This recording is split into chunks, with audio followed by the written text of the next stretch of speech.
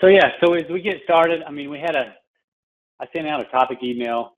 Two of the biggest things that have came up recently, companies that I've worked with, hey, how do we do this? How do we streamline that? And then what are product systems and assemblies, and how can it even help my company? So yeah, that's where we'll get started, starting out with product systems first. And we're looking at a database here. Sean, I assume everyone can see my screen with the structure here I've got. Yeah. On the screen, okay. So with this model that we've got, this database is what we would call, set up, or it has assemblies, product systems already in place.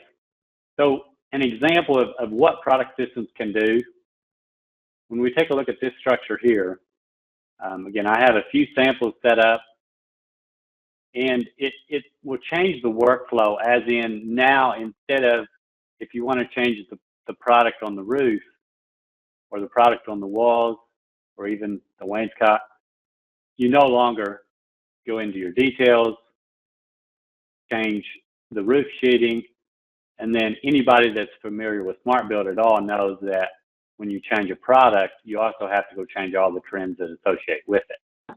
So it's a doable task, just takes time, and those are the little things that we try to eliminate. And there may be things that, if it's a new salesperson, to try to train them where to go within the software to make all these changes, it's really tough. So go back to the main building tab here, and looking at product systems, we'll start out with the roof. And in this case, I just have some rough random systems in here, examples that you may use.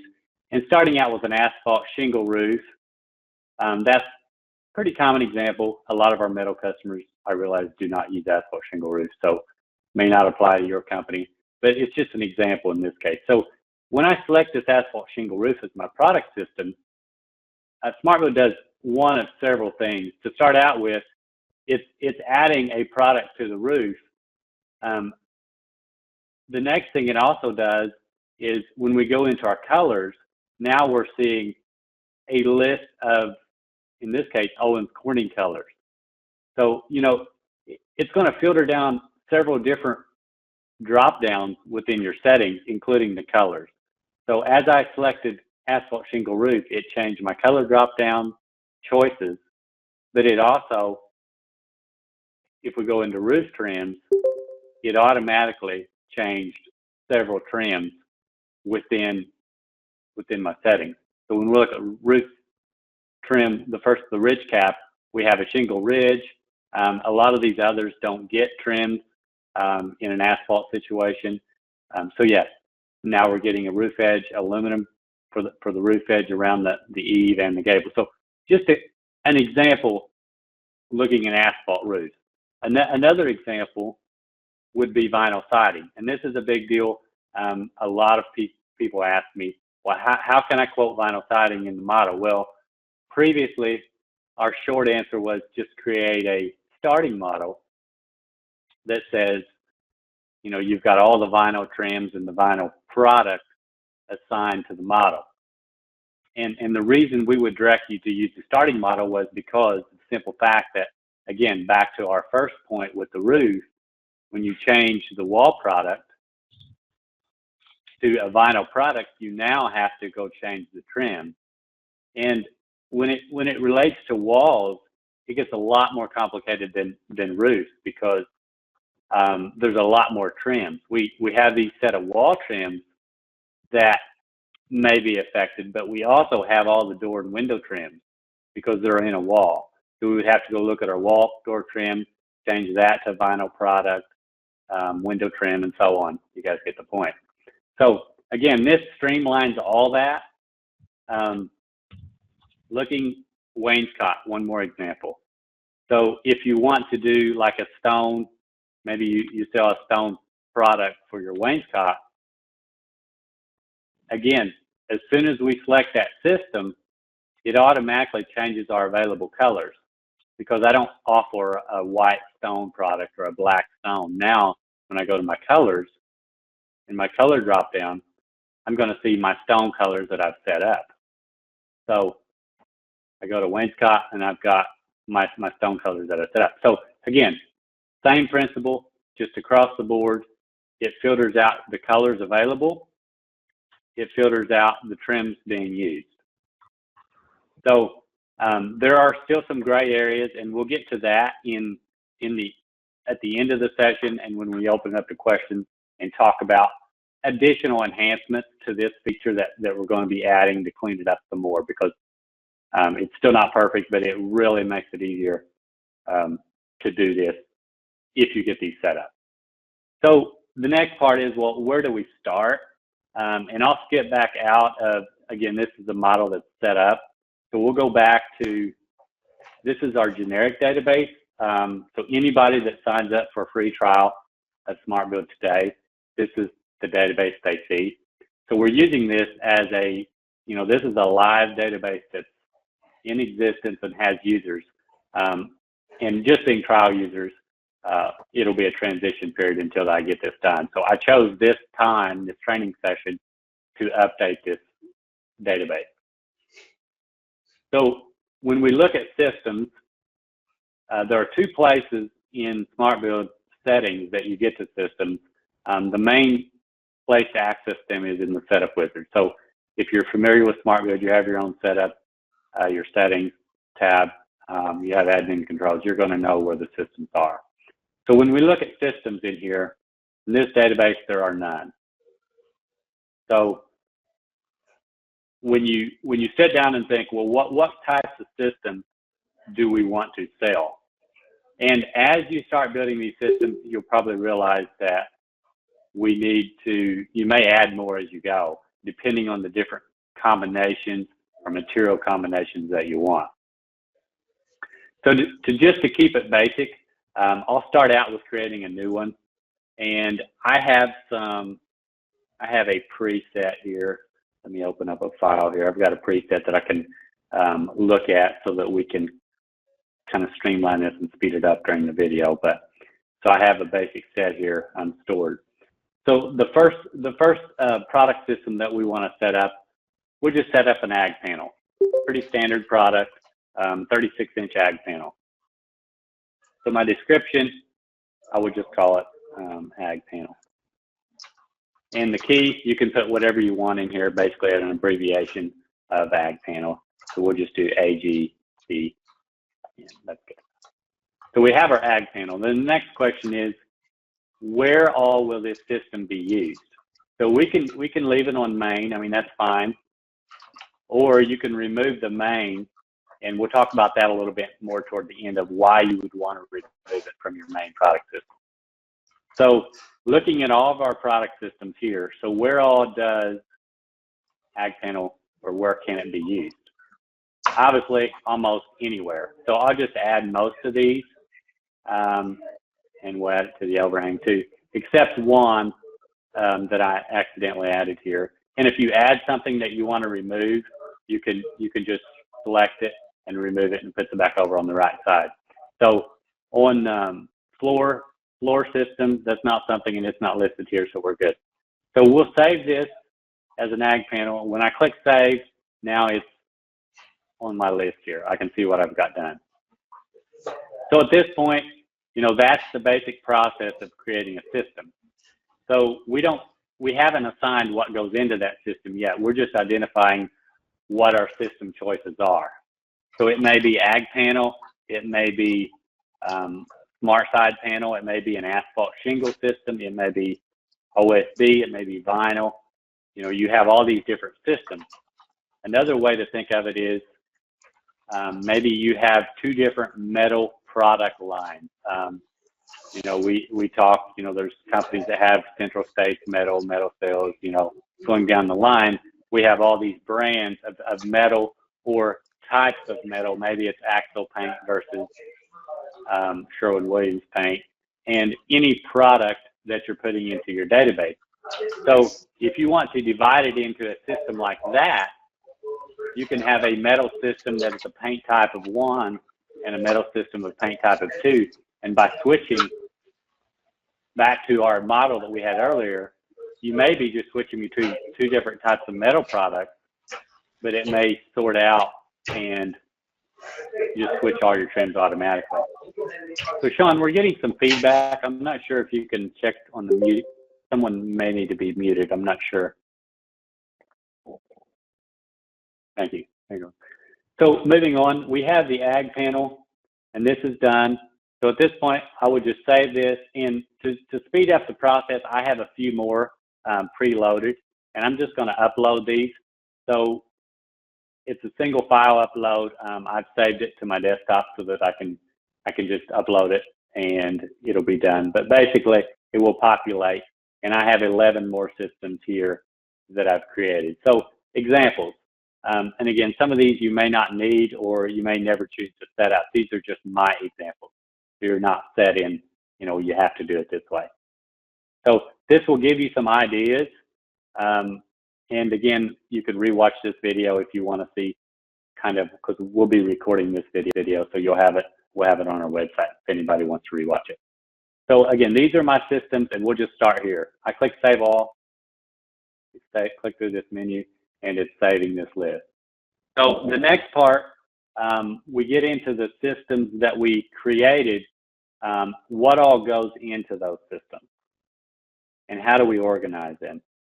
So looking at colors play a big factor, and then where they're used, there's a lot of things to consider when you have these systems. And again, as I uploaded mine, I had these preset. So if we look at this ag panel again, we go into a menu, and this menu that we're seeing is accessible in the settings. It's the product systems menu. So we have a special menu just to maintain product systems. Kind of gives you a little more control, and you can assign your colors. So when we look at the ag panel, we have to associate what trims associate to the ag panel. So in this case, this is our trial database. So these are all ag trims. Maybe not the best example to show you, but again, I can select all these on the right and add them to the left. So that means they are part of this system. And again, if you notice, this drop down says trim. And these products can be used on the walls, on the interior liners, roof, wainscot, all the above. So these trims can be used in all these areas of the job, or if we go back to our model previously, that are available in all these drop downs. So looking at the bottom of this menu, and you have to go to the right of your screen and scroll down, and you can see the colors. So the next question is, what colors are available in this system? And this is a really important step. If you had existing items in your database, this may be something that you can go back and clean your database up with by using this tool. So when I come in here, I've got some stone colors, and I'm familiar with these stone colors because I put them in here, but you may not be. But gold, burgundy, brown, these are my metal colors, and then these are my shingle colors. So again, the Aspen through Yukon, these are stone. They should not be part of the ag panel. So the only items part of the ag panel, the only colors that would be these in the middle, and then I may have some more. I've got a few more. It puts them in alphabetical order, so you do have to sort out your colors. So you notice as I'm selecting them and adding them, it removes them from my choice list. So you can sort through here and pull all your metal colors out. So now I only have stone colors. I have some GAF shingle colors, Owens Corning shingle, and some Provia vinyl colors. So again, these are my metal colors, or the colors that fall into the ag panel system. So there's one more step that you'll notice. We set up trim. There's also a drop down here to set up sheeting. So we're good with the trims and we're good with the colors. But when we switch to sheeting, we now have, and I will go ahead and I want to save this. I want to save this so we don't lose our work. And then we'll just come back into this menu just to make sure we're good. So we select this panel or this system again, and we edit it. When we go into sheeting, we now have all of our sheeting panels that I have in this database. So in this case, obviously, pretty straightforward. There's only one panel that falls into the ag panel. And this is again, it's a generic database, so I may choose to put my per sheet by 10 in there if I consider that an ag panel, maybe not. And that would just be your self-preference. So we have all of our panels here, and we only put one choice in there. And the reason this is important, it will become apparent when we get into the setup within a job. It will make a lot more sense. So we have the ag panel set up. We'll go ahead and set up one more system just for a good run through, and I want to choose the vinyl siding to do that. So when we go into our vinyl system, so again, this was a system that I preloaded. I spent some time before the video, the webinar doing this, so we didn't have to go through all the settings. But if you notice, I don't have vinyl checked. Obviously, this just prevents a salesperson from accidentally selecting vinyl on a roof, which if you have this tool on your website, the eModeler, it streamlines the process, and first-time users, it puts safeguards in place where they're not selecting products that go in places they're not meant to be. So we have this roof. It's not available to be used on the roof, and it's not available to use as a wall liner. And I just prefer to do that since vinyl siding is not normally used on an interior liner. So we're in the trim category, and what types of trims would we set up to be vinyl? Again, this is my generic database, and a lot of you will run into this as you're setting up your database because you may not have vinyl set up. And so at this point, we're kind of stuck where we can't set vinyl up. So yes, we need to add the vinyl trims to the database. Again, if there needs to be training on that, we can get into that. But the part that I wanted to really get to is the colors. So if we look at our colors, we have all these colors here at the bottom. Now, I had previously set up Provia colors as my vinyl example. Again, you can set up any brand or whatever names of colors you want, just like metal colors. So I set up Provia as my vinyl colors.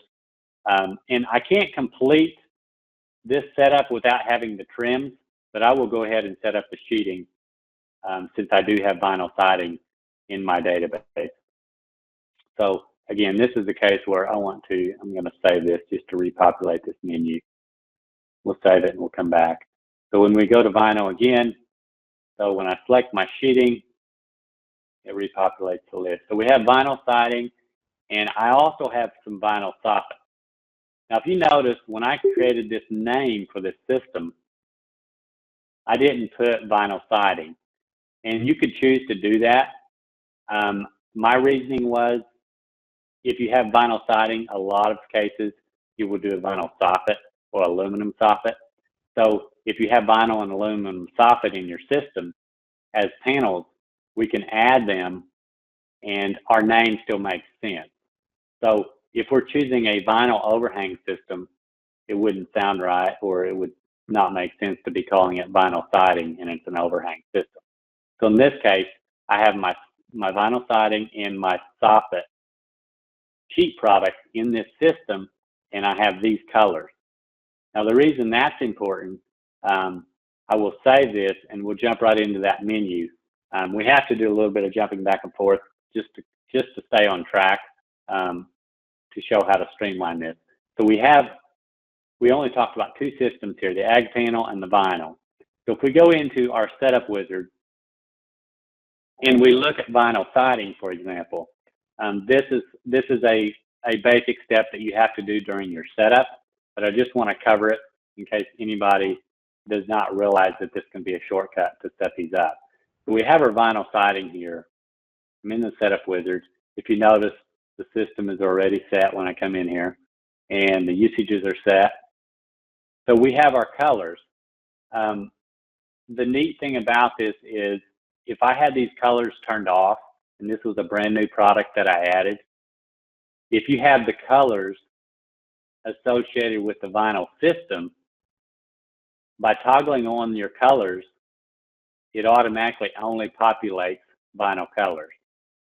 So that's a case where, okay, my price isn't set. I can easily toggle colors back off and add my price. And let's say it is $10 per piece. We're just using a rough number here.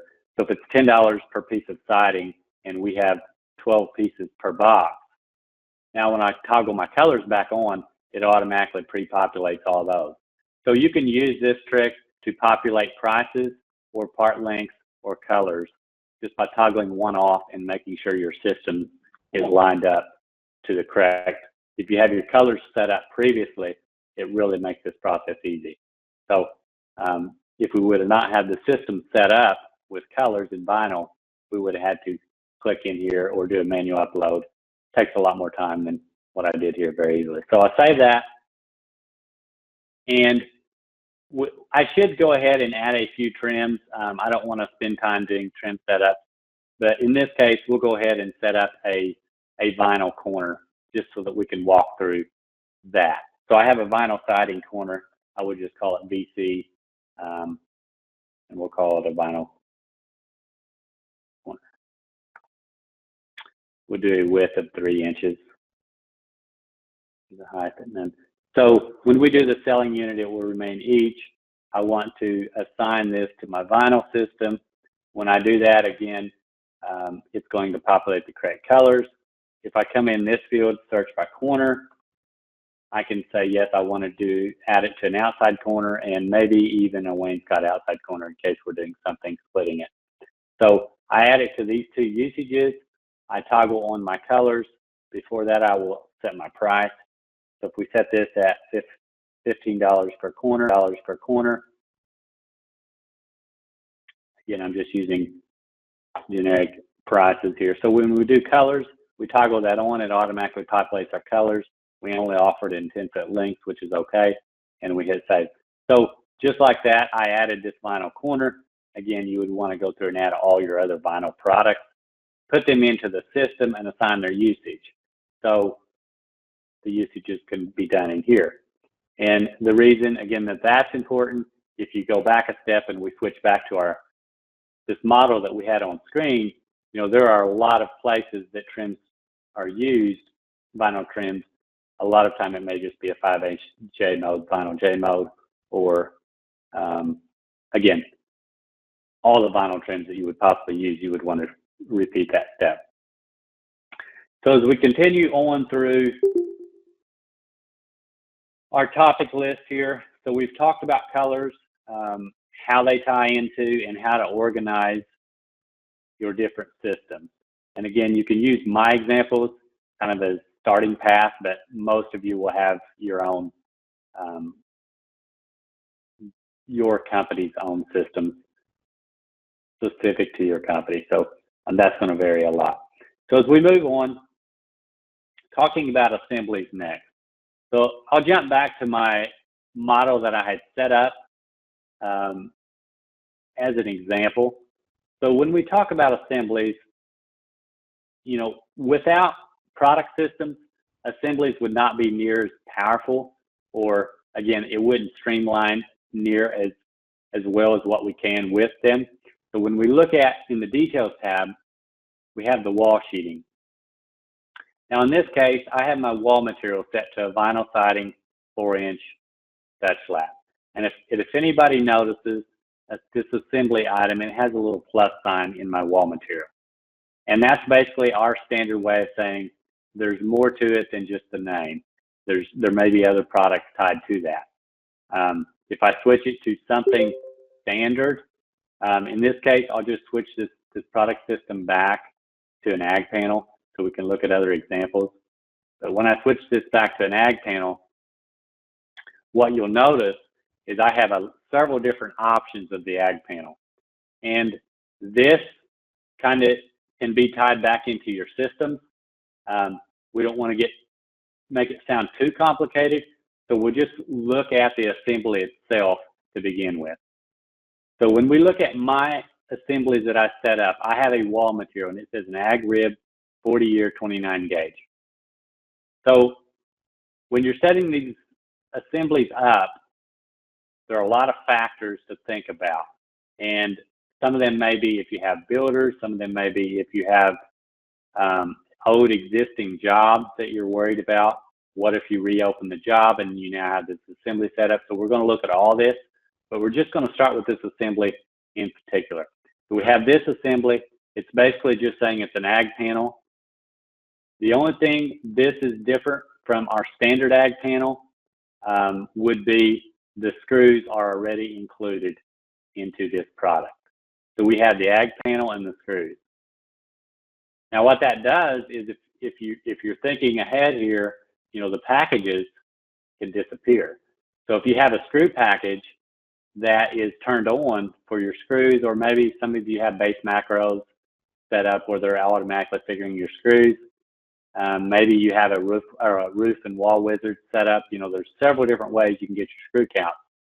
So now with this, it's all in one place and it's tied directly to your material. Now, the first advantage that this does, you know, just pointing it out right away, is what if you have different backing products?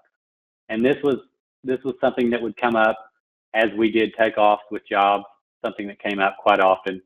Well, if you do practices like insulation below your metal, different things like that, automatically your screws or your fasteners need to change in length.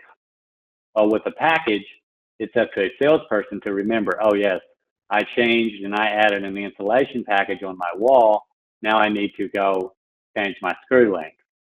Now again, you could set up very complicated package if statements to where when it brings one package in the case of insulation, it does another thing with, again, that all just disappears.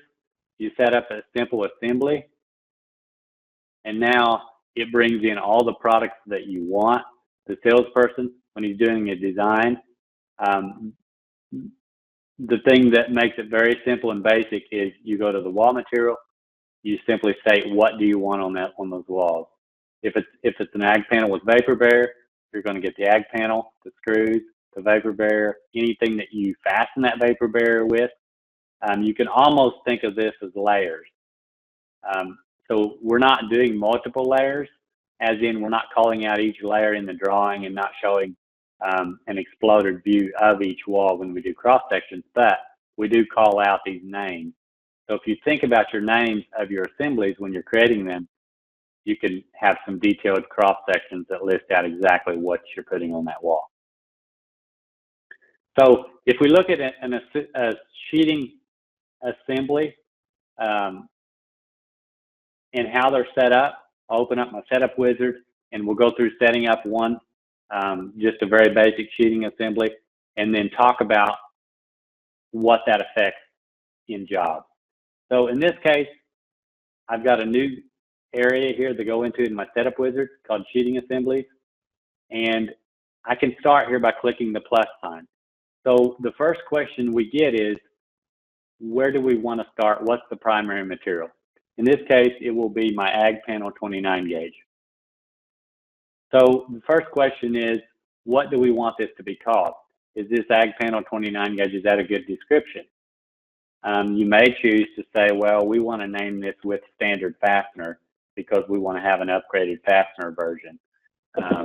Or yeah, again, it's totally up to your company and how you choose to name these, because now you don't have to rely on the primary material name. You can name whatever you want. Just keep in mind that if you get this to be too long, some of the menus may not display it correctly. So you'll want to abbreviate all you can. So as we do the name of the panel, again, here's where it can be used. And as you're setting these up, if you notice, and we'll skip back, I have to do some skipping back and forth, but if you notice, when I set these up, I chose to do the standard first. And the reason that's important is most people on this call today have existing jobs, and they may have builders below them. So we automated this process that as soon as you choose a primary material and you're setting up your first sheeting assembly, we automatically remove that primary material from your usage dropdown. So as soon as I create this new sheeting assembly, it automatically removes the panel itself from the dropdown, and now it's replacing it with this new assembly item. It just saves you several steps, but that can also be a bad thing if you start out and you create. If we would create the 1-inch foam version first, then that's the first item on the list. So you want to think about this, and as you transition and build these out, what do you start with? And most people start with their standard basic. If you do a vapor barrier as standard, maybe you want to create it first. Something to think about. So as we do the primary material, we have this set. We talk about what do we add to it. And in this case, it opens up here. You have a choice, and again, it defaults to clip. You can switch this to fastener, just so it gives it a correct name in the material list. You choose your materials, and again, we have some screws in here. This is the generic database, so I would just scroll through here and find an 1.5-inch screw, apply it, and we say 0.8 per square foot. And again, you could have different calculations. If it is a standing seam panel, you may use inches on center. I'm not using it here because the panel is actually 36 inches wide, and the inches on center actually goes by lineal feet along the panel. So in this case, I just use a square foot number that I've calculated that comes out pretty well with a 250 count bag of screws. So again, very simple, basic to set up, and you click save. And just like that, we created our first basic assembly, and it can be used in all these places. So anywhere in my jobs that I'm using this as an assembly, it automatically, anywhere that I'm using this panel, it automatically removes that and replaces it with this assembly. So if I click save, we'll go ahead and save this. We move on. That's your first step in creating an assembly. Now, the next thing is, if we could open up this job and look at an example and see what it done. I don't want to spend too much time on this. We'll be running over. But the main thing to understand is we'll just open up this details tab and we'll witness how it replaced our standard sheeting product. And then if you think about this, what it will do every time. So now this job was set to corrugated as standard. If it would have been set to this ag panel, now this is the item on the list. So the ag panel is not on this list anywhere else. The only choice I have is with standard fastener. So if you have your products and your jobs all set up to the ag panel and you replace it with an assembly, any job that you reopen, it will be using this assembly. So if you have old jobs, maybe you have base macros set up, you have wizards set up, or just standard packages. And if that's true, you have to make sure that these sheeting packages are turned off. Or if you can do that, I would just recommend deleting them, because you don't have to worry about old jobs. If you delete them, any project that you open up, it's going to have the screws with it automatically, since it's now going to use this new assembly. The ag panel itself is not a choice on my list. So that's the first thing to know, and how it reflects and how it affects old jobs.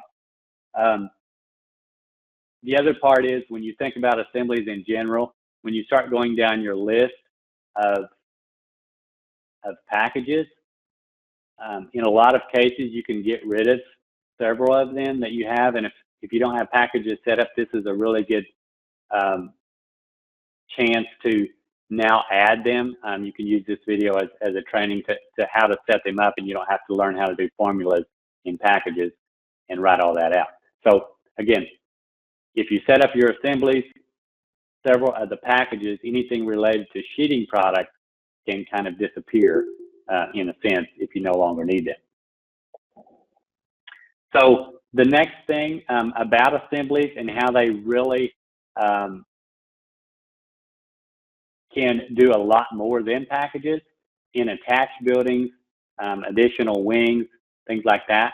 So when I add an attached building, anybody that's had experience with packages knows that if you choose to put just like this roof layer single bubble onto my attached building, or all the wings, a package automatically is defaulted to apply to all the wings.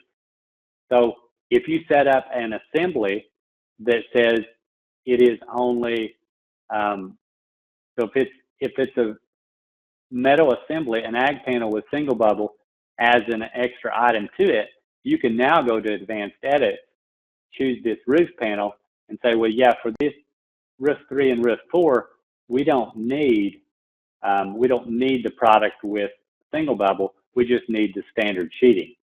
So now you have control per wing. In a sense, you can almost control your packages per wing because the packages no longer exist. It's actually tied to the panel itself. So we can go back to that. If that's not clear to everybody at the end, if anybody has a question on that, we'll get back to that, but we'll keep moving. So the next step would be trim assemblies. So we've talked about sheeting assemblies quite a bit. One thing we haven't talked about is trim assemblies. So looking at this project here, I want to switch it back to an ag panel just so that I have a good example to reference to.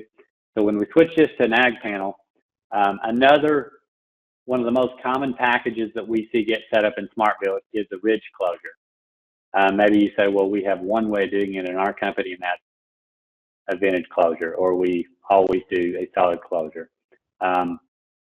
Most of the time it's a 3-foot product or a row. We understand that.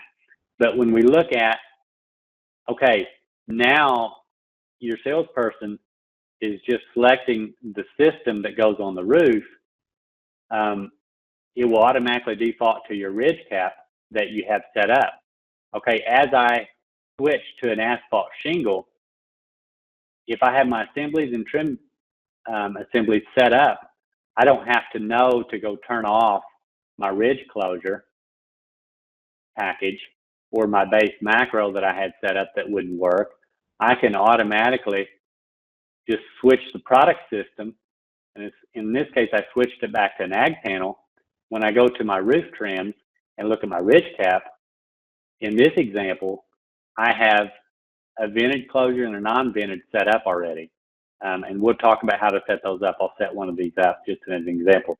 But when we look at this example, now there's not a question of what we're getting. It's plainly stating we're getting a vented closure. So the salesperson does not have to know, oh, I have to remember to go turn packages off, switch that to this, whenever you're switching between different systems.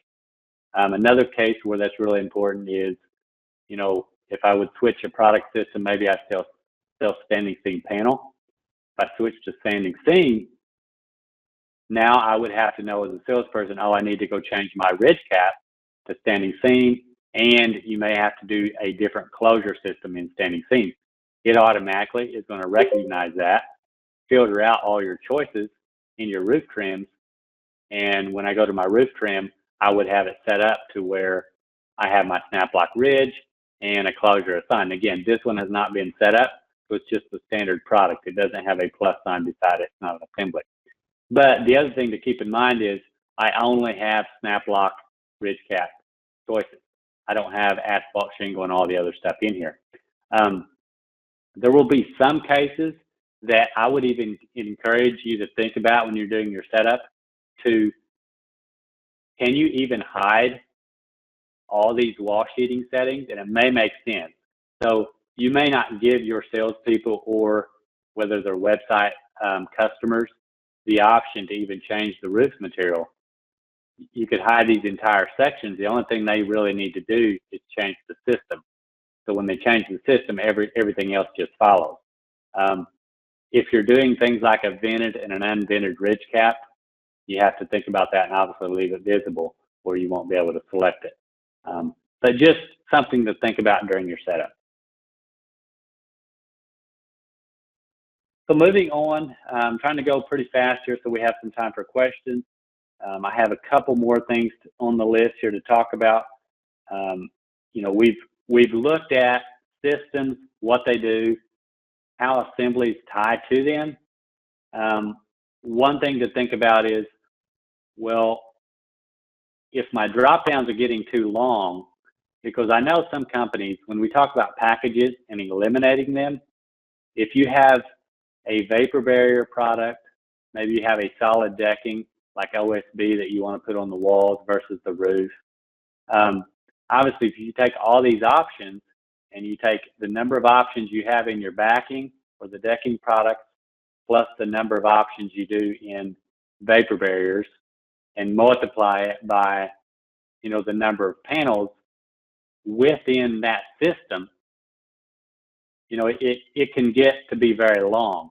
So you may have to have multiple options or types of ag panel. You may split this out to an insulated ag panel or an ag panel with OSB or whatever that needs to be. But in most cases, you can keep it to a standard system. And the reason I say that is, if you'll notice, when I'm selecting this ag panel, it automatically eliminates all the other choices within my drop-down. So in some cases, you had 15 or 20 choices in your wall sheeting, and now it just eliminates everything but the ag panel. So if you think about that and figure out, well, how many items are going to be in that system based off all my combinations of packages, you know, what makes sense. And again, we're not forcing you to use this feature. As far as we know, at this point, packages will remain. It's just streamlining that and you making a choice within your company and thinking about this. Does this make sense? Or do you still stick with, you know, leaving an OSB package as a backing and leave it in there? So again, you're not forced to switch to this. So with the wall sheeting, we talked about how they work together. Obviously, it reduces the length of your list, so you don't have all these choices in here. You only have metal choices. So moving on, one other thing is, you know, the more systems that you have, obviously it gives you less choices within that drop down, whether it's a roof trim, a wall trim. So it creates less room for error or kind of fine tunes all from one section here. So by selecting, if I talked about an insulated ag panel versus an ag panel, you know, I can maybe just change that right here and never have to go into my details tab to actually select the insulated version of ag panel. So, you know, it can save you the step of having to go into details at all if you create more systems here in the front. So another thought to think about as you're setting that up. Early on in the session, I mentioned something about hiding this main product system. Now, this is only important if you're thinking about how you can eliminate your salespeople from having to go into these menus. You don't want them to go into these areas. You just do everything from here. There are cases where if I, according to what's in my drop-down, when I switch from an ag panel back to asphalt shingle and then back again, if you're switching multiple times within a job, if you have main product system set as none, or if you have none as a choice. So if we look at a roof trim, for example, we have none as a choice. So anytime that I switch from a roof system that doesn't need a trim in an area, and a good example is, in this one, not sure it's a good example, but this is one example that we could use. I don't have a gamble transition trim set to none within my standing seam system. So as soon as we select this system, standing seam roof, it automatically selects none. Now, if we're back here in the main product systems menu and we switch back, if none is still a choice within both systems, it's not forced to switch. So that's something to think about is, do you want to remove none as an option? And I know that can be restrictive if you do a lot of custom stuff in your models and you want to override. And sometimes, let's say you just want to sell a building with no sheeting at all, you're just selling the framing. That may be an example of having none. So instead of having none as an option within your drop-downs, you may want to create basically a blank system that says, that means nothing. Like the system means no product. And a good example of that is if we look at this interior. So in this project, I have 2 interior walls. And we have some updates planned for interior walls. So, and one thing would relate to putting a liner on both sides of these walls versus having an exterior panel. So I won't get into that. That's for our next release. But when we look at these 2 interior walls, I can streamline and easily select this wall. And it's kind of the same sense. When I select this wall, if I want to apply drywall to this wall, it's an interior wall, I can select my drywall product system. And that's basically saying just put drywall on there. I don't need any trims because there are no trims in my drywall system. And again, that saves me the time of having to go into each drop down in my details and automatically change all the wall trims to none.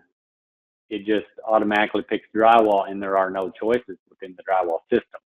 So if you think about how you're setting them up, you may have systems that basically say nothing or no product. So again, you can name it however you want. That's just a rough example of one way to think about that. So moving on, builders and how they're affected. We do have cases where companies have builders that are set up. And if I create a new system, or if I'm transitioning my system over to use Assemblies, the thing to keep in mind is they're not forced onto your builders. So product systems, they're not forced onto your builders either. They're not forced to be used by your builders. But when you create product systems, everybody within your database will see them or can use them. So builders do not have their own product system. They only have what you set up for them. So assemblies are a little different. So when you create an assembly, if we go back and look at a database example that I have here, I have set up a test builder under my database, and I just called it Assemblies Test so that we can look at this. But I created these assemblies before the builder was created. So in your case, the builder may already exist. And the thing to know is they automatically receive a copy of your assemblies. So they'll receive a copy of them. They're not forced to use them, but they can. But in most cases, they will receive a copy of them. And just like this sheeting assembly that we set up, we'll go ahead and look at what we have. And I have several in here. So these are all the items that I had set up. These are all assemblies. I'm on the builder's side. So this is what your builders will see. They can't edit these. If they want to create their own versions of them, they can select one. Maybe their screw counts are a little bit different. They can select one and click this copy button, and it automatically lets them create their own version. So I can name this whatever I want. It's just basically a builder version of the same assembly. I could edit the screw count. I could say 2 per square foot and save. And just like that, now the builder has his own sheeting assembly. So this is kind of like builders have their own packages. They can also edit and create their own versions of assemblies. So moving on, I know we're right at our hour. If anyone needs to drop off, I mean, we're wanting to run this as long as anybody wants to stay. We do want to open it up for questions. I have one more topic that we want to cover, and that is kind of a gray area, or what we call, well, what about where items meet that share trim? So if we have stone that may or may not use a metal trim, or maybe it's a stone cap, we're doing some cleanup work on this. One thing to note is, do you use a seal cap under your windows if the windows get into it? So in this case, it would get pretty advanced to look at this window and say, well, yeah, for my window trim, since they're all getting into the wainscot, I need to go into my door and window trims, select my window trim, and the seal trim needs to be set to a stone product. So again, that's getting really deep, but if you want exact material lists, you know, most people would say, yeah, that's how it has to be done. So again, we'll be looking at little things like this, cleaning them up as we discover them and as we get feedback from everybody.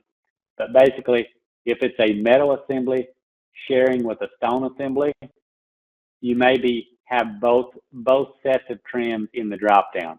And that's just a question of, well, we can't just say that since this is a stone wainscot system, should it be using the metal trim above it, or should it be using the stone trim below it? And that's a question. And it's one of those things where upper sheeting is kind of the same case, where it may require some advanced editing along the gable to talk about that and figure out what we need to do or how we need to handle it in the upcoming releases. So that pretty much wraps up what I wanted to cover. Sean, Mark, anything you guys want to add? Anything you don't feel I went deep enough on or too much on, or any feedback at this point? Had a couple questions come in on the chat. Okay. One was just kind of an example. If you could use this for textured versus non-textured paints and be able to apply a custom texture. So yeah, that's a good question. And most companies that I set up and Brendan and Sean manage would probably say the same thing. But when you think of your colors, that's always been an issue. Without product systems available on walls and roof and all that, we were forced to just put the colors within. So all your colors, you had your textured colors within your standard system. That's not a problem, and it works well. And some people may have just not really thought of it that way. But the issue before was if you changed a wall color to black, textured black, let's say that your panel itself is what you had as the textured. If you did it that way, it automatically, you had to, kind of goes back to our systems and assemblies again, you have to know as a salesperson, now I have to go change each trim piece. All my wall trims have to be set to a textured trim item. I have to go all to my door and window trims and change them to a textured trim item. So yes, if you choose to set your trims up that way, you could have a textured and a standard, and then it would filter out. Our recommended way of doing it is put all your products, all your colors, whether they're textured or not, into the same system, and then just have different prices. So you can have a different price for the textured versus the standard.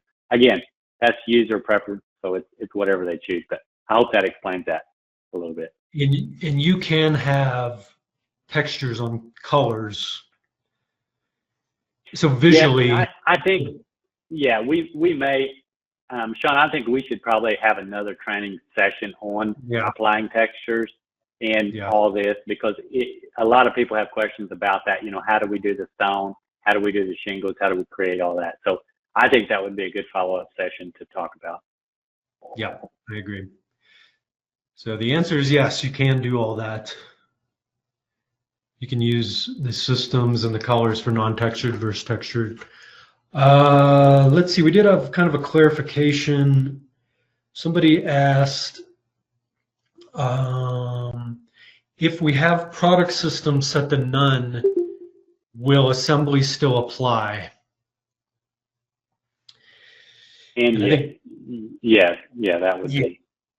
Yeah. So those won't restrict you in any way. If you aren't using the product systems, you can still use the assemblies.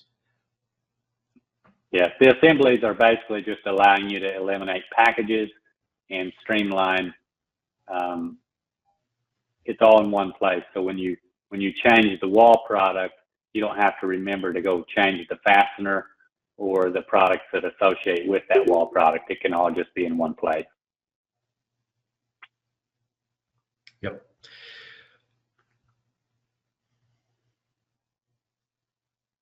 And then again, what the product systems do is simply you select a product system, and now it filters down the list of options that you have for those various things.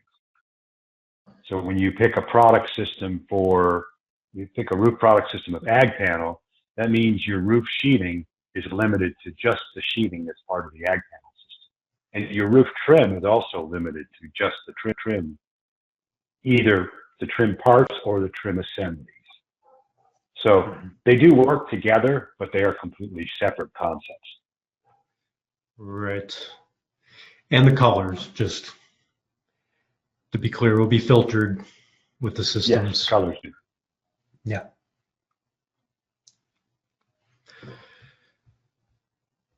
So I think that's everything that came through the chat that we haven't answered. Did I see Kevin just sent a question in there? Yeah. Yeah. Oh, yep. If I change to a vinyl system, how do I control which trim types it will default to with that change? So basically, in answering that, it comes down to the usages. It comes down to the usages to begin with, and if you have your usages set up, vinyl trims, they have to be set to be allowed to be used in certain areas, whether it's a window trim or whatnot.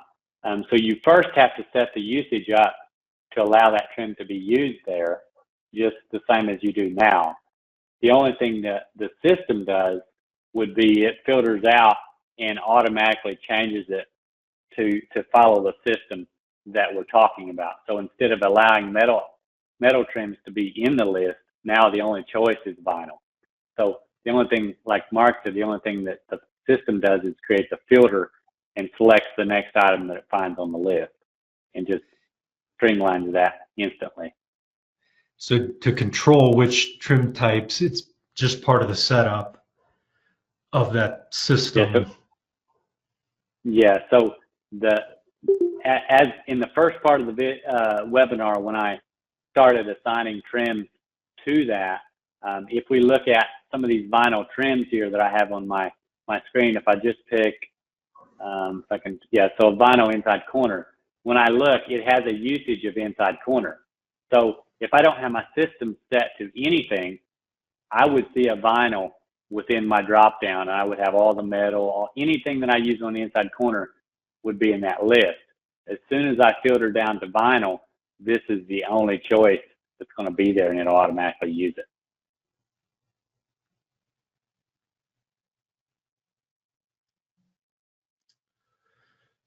So it looks like Kevin is saying, so it'd be controlled by placement on the list when I set the materials available to use in the framing rules, which is necessary. He can. Yeah, go ahead. In the simplest case, you're only going to have one trim that's used with vinyl for door trim. If you have multiple trims that could be used with vinyl for door trim or corner trim, let's just say, then yes, those trims would show up in the list, and you select vinyl as your system, and it would say, oh, we can use one of these three trims. I'm going to pick the first one on the list, and that first one is controlled by the order that it's in your framing rule. Does that help?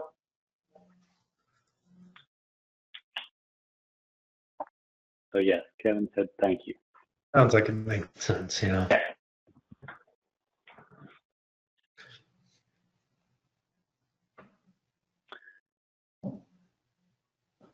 All right, well, we can open it up. If anybody wants to unmute, has any questions, just ask in general. I mean, it's wide open at this point. We're not cutting anybody off short. Any other ideas, or even, enhancements around these features, things that you could see that we can improve it with, feel free to chime in now.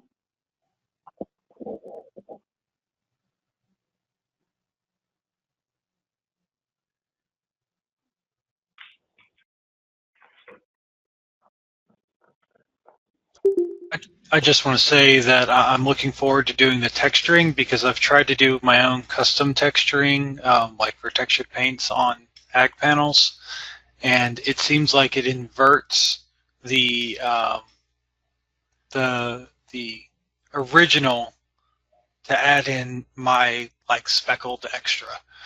So instead of the ridges coming up, it makes the ridges look like they're going down. Okay. Yeah, that'll be something we can look at.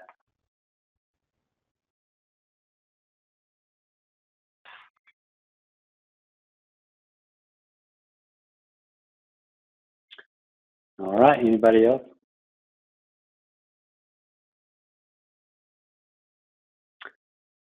Going once? Right, and one thing that I had happen was that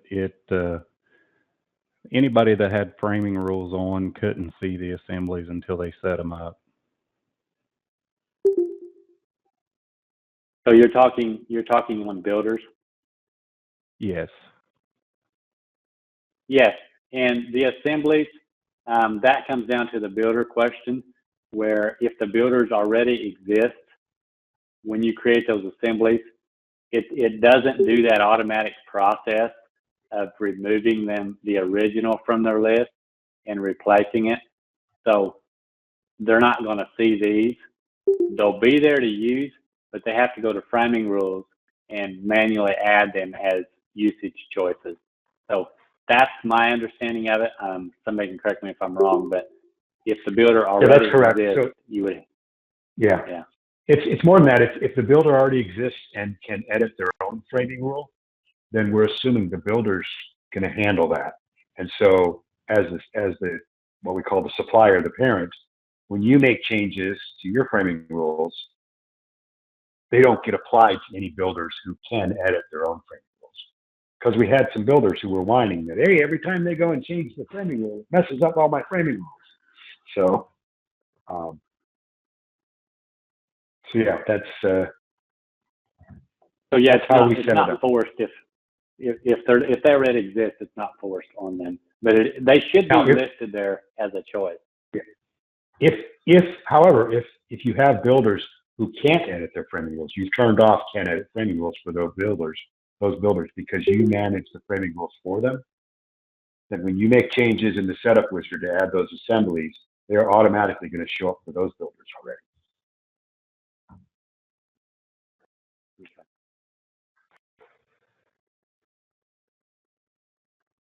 But it's dangerous because if they've already set up their framing rules and they've set certain things and turned off a few things and turned on a few things and things like that, if you go and make changes to your framing rules and it updates that builder potentially is going to say, hey, I'm controlling my framing rules. Who's coming in here making these changes? So that's why we configured it that way. But they do have those assemblies available. So they have the opportunity to go into their framing rule and say, oh, let me add these assemblies as options for this material. What I've done on one of my builders was that I'd set a couple of them just so that they could see what I was doing and explain to them what it was, and hopefully they can pick up from there. Yep. Or they can hopefully watch this video and maybe get a little bit out of it. So.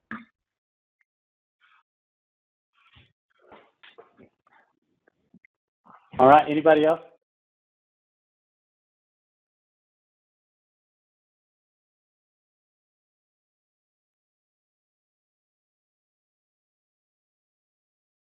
All right. Yeah, I don't see anything on the chat. Great job, Royden.